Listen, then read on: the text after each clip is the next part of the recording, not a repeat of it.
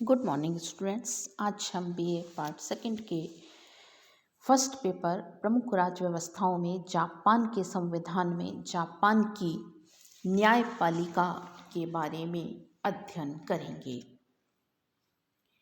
Japan में लोकतांत्रिक व्यवस्था है और इस लोकतांत्रिक व्यवस्था के अंतर्गत 1947 के संविधान ने जापान में जो लोकतंत्रात्मक व्यवस्था का सूत्रपात किया, उसके बाद न्याय व्यवस्था में मौलिक परिवर्तन किया है और जापान के नवीन संविधान ने न्यायिक व्यवस्था को स्वतंत्र, सर्वोच्च और निष्पक्ष बनाया है। सबसे पहले हम देखेंगे जापान की न्यायपालिका की विशेषताएं। पहली विशेषता है न्यायपालिका की स्वतंत्रता एवं न्याय प्रणाली का लोकतंत्रीकरण। न्यायपालिका की संपूर्ण व्यवस्था को लोकतांत्रिक बनाने के लिए तथा न्यायालय शासन के कार्यपालिका के विभाग के अनुचित हस्तक्षेप के बिना स्वतंत्रतापूर्वक कार्य कर सके, तो इसके लिए उस पुरानी व्यवस्था को खत्म कर दिया गया जिसके अंतर्गत न्याय कार्य की व्यवस्था न्याय मंत्री के हाथ में रहती थी। यानी न्यायपालिका को कार्यपालिका के नियंत्रण से मुक्त किया गया है और न्याय का कार्य जापान के सर्वोच्च न्यायालय को सौंप दिया गया है और यह माना गया है कि इस कार्य को वह अपने 15 न्यायाधीशों के माध्यम से करेगा।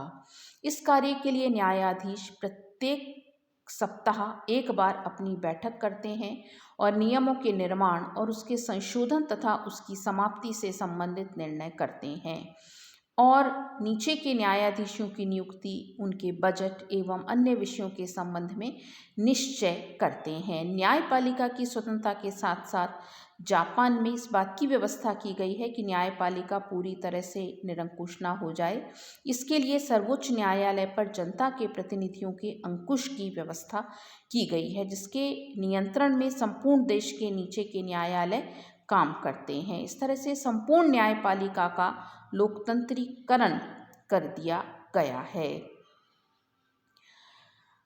न्यायपालिका के लोकतंत्रीकरण हेतु सर्वोच्च न्यायालय के न्यायाधीशों की नियुक्ति के सार्वजनिक पुनर्निर्माण का उपबंध किया गया है। इस संबंध में जापान के विधान में यह प्रावधान है कि सर्वोच्च न्यायालय के न्यायाधीशों की नियुक्ति पर पुनर्विचार लोगों द्वारा उसकी नियुक्ति के बाद प्रतिनिधि सदन के सदस्यों के पहले साधारण चुनाव के समय किया जाएगा तथा ऐसा पुनर्विचार हर 10 वर्ष बाद होता रहेगा। यानी जो न्यायाधीश हैं वो पद पर बने या रहें या ना रहें, इसका निर्णय हर 10 वर्ष बाद किया जाता है। न्यायपालिका की पृथकता, न्यायपालिका को कार्यपालिका से पृथक कर दिया गया है।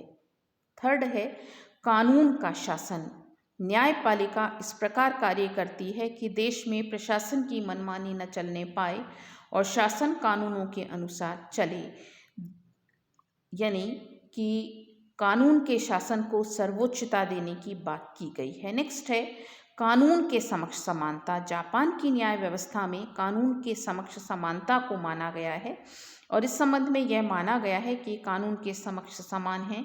कानून द्वारा स्थापित प्रक्रिया के अतिरिक्त अन्य किसी भी भांति व्यक्ति के जीवन तथा स्वतंत्रता का अपहरण नहीं किया जाएगा और ना ही कोई दंड दिया जाएगा।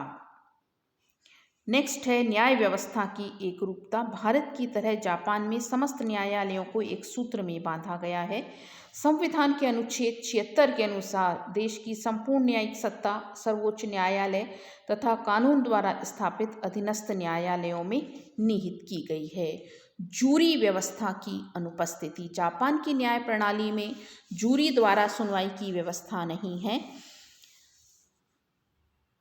नेक्स्ट है सरकारी प्रोक्यूरेटरों की व्यवस्था। जापान में प्रत्येक स्तर पर न्यायालयों के लिए सरकारी वकीलों की व्यवस्था है, जिन्हें प्रोक्यूरेटर कहते हैं। सरकारी वकीलों की संपूर्ण व्यवस्था के शीर्ष पर सरकारी प्रोक्यूरेटर जनरल होता है।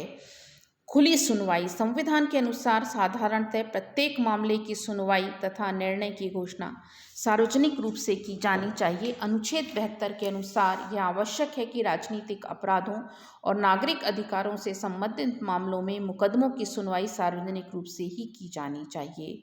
न्यायिक पुनरावलोकन। संविधान के अनुच्छेद 81 के अनुसार जापान के सर्वोच्च न्यायालय को न्यायिक पुनरावलोकन का अधिकार है, यानी कि अगर व्यवस्थापिका के द्वारा कोई भी ऐसा कानून बना दिया जाता है जो संविधान के उपबंधों के प्रतिकूल है तो न्यायालय उन्हें असंवैधानिक घोषित कर सकता है।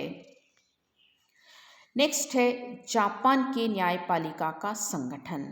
जापान में न्यायपालिका का संगठन एक सर्वोच्च न्यायालय तथा 4 अन्य निम्न न्यायालय होते हैं और ये हैं उच्च न्यायालय, जिला न्यायालय, कौटुंबिक न्यायालय और प्रारंभिक न्यायालय।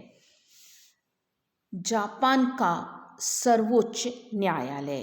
अपनी न्याय व्यवस्था के शीर्ष पर जापान में एक सर्वोच्च न्यायालय है जिसमें मुख्य न्यायाधीश और 14 अन्य न्यायाधीश हैं।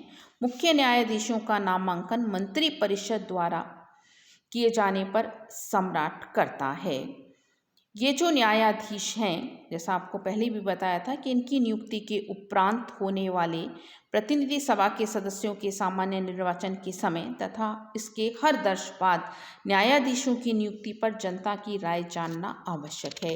यदि मतदाताओं की बहुसंख्या किसी न्यायाधीश की नियुक्ति को अस्वीकार कर देती है तो उसे पद विमुक्त कर दिया जाता है। इस प्रकार न्यायाधीशों की नियुक्ति जनता की समीक्षा के अधीन है। इस दृष्टि से जापान की नियुक्ति पद्धति स्विट्जरलैंड तथा अमेरिका की न्यायपालिका के समतुल्य हमें दिखाई देती है। सर्वोच्च न्यायालय के जो न्यायाधीश हैं उसके संबंध में उनके द्वारा जो न्यायिक कार्यवाही की जाती है उसमें 9 न्यायाधीशों की उपस्थिति गणपूर्ति के लिए आवश्यक मानी गई है। न्यायालय की शक्तियां और कार्य। पहला है प्रारंभिक न्याय क्षेत्र। सर्वोच्च न्यायालय का प्रारंभिक न्याय क्षेत्र से संबंध नहीं के बराबर है। प्रारंभिक न्याय क्षेत्र नीचे के न्यायालयों से संबंधित है। अपीलीय न्याय क्षेत्र। सर्वोच्च न्यायालय का न्याय क्षेत्र केवल अपीलीय है और यह अपने नीचे के न्यायालयों के विरुद्ध सुनवाई करता है। वैधानिकता संबंधी निर्णय। संविधान के अनुच्छेद 81 के अनुसार सर्वोच्च न्यायालय को किसी सरकारी कानून, आदेश, नियम या कार्यवाही की वैधानिकता का निर्धारण करने का अधिकार है। नियम निर्माण। संविधान के अनुच्छेद 77 के अनुसार सर्वोच्च न्यायालय को कार्यप्रणाली के संबंध में, न्यायवादियों के संबंध में, न्यायालयों के आंतरिक अनुशासन के संबंध में, न्याय प्रबंध के संबंध में नियम बनाने का अधिकार है। इस तरह से न्यायालय एक अपीलीय न्यायालय के रूप में काम करता है। साथ ही साथ इसे न्यायिक पुनरावलोकन की शक्ति भी प्राप्त है। यानी अगर कोई ऐसा कानून व्यवस्थापिका बनाती है जो विधान के विरुद्ध है तो डाइट के बनाए हुए कानूनों को यह न्यायालय अवैध घोषित कर सकता है। इस सुप्रीम कोर्ट के अलावा उच्च न्यायालय यहाँ पर हैं। सर्वोच्च न्यायालय के नीचे 8 उच्च न्यायालय हैं और इनका जो क्षेत्राधिकार है वह प्रादेशिक होता है। इसका अधिकार क्षेत्र भी अपीलीय है और अपने अपने क्षेत्र के अधीनस्थ न्यायालयों में आने वाली अपीलों की ये सुनवाई करते हैं। अधिकांश मामलों में इनके निर्णय अंतिम होते हैं, परंतु ऐसे मामलों में जिनका संबंध सरकार का तख्ता पलट से होता है ये प्रारंभिक सुनवाई भी करते हैं। जिला न्यायालय। जापान में उच्च न्यायालयों के नीचे 49 जिला न्यायालय हैं जिन्हें गंभीर अपराधों तथा बड़ी धनराशि वाले दीवानी मुकदमों में प्रारंभिक क्षेत्राधिकार प्राप्त है। ये अधीनस्थ प्राथमिक न्यायालयों से आने वाली अपीलों की सुनवाई करते हैं। सामान्य अभियोगों की सुनवाई साधारणतः एक न्यायाधीश करता है, परंतु गंभीर मामलों में 3 न्यायाधीशों की जो पीठ है वह न्याय देने का काम करती है। कौटुंबिक न्यायालय। कौटुंबिक न्यायालय जापानी न्याय व्यवस्था की अपनी अनूठी विशेषता है। इसका उद्देश्य परिवार के सदस्यों एवं संबंधियों के बीच सामंजस्य स्थापित करने में सहायता करना है। ये घरेलू स्वभाव के तथा बाल अपराधियों के मुकदमे सुनते हैं। इनके समक्ष आने वाले मामले प्राय वसीयत, संरक्षण, संपत्ति विभाजन, उत्तराधिकार, तलाक आदि से संबंधित होते हैं। प्रारंभिक न्यायालय जापान में न्यायपालिका के संगठन के सबसे नीचे प्रारंभिक न्यायालय हैं और इनकी संख्या 570 है। ये विभिन्न नगरों, कस्बों, गांवों में स्थापित किए जाते हैं। इनके अधिकार क्षेत्र में साधारण फौजदारी के मुकदमे आते हैं। इस तरह से जापान की जो न्याय व्यवस्था है वह एक श्रेष्ठ न्याय व्यवस्था के रूप में हमें दिखाई देती है।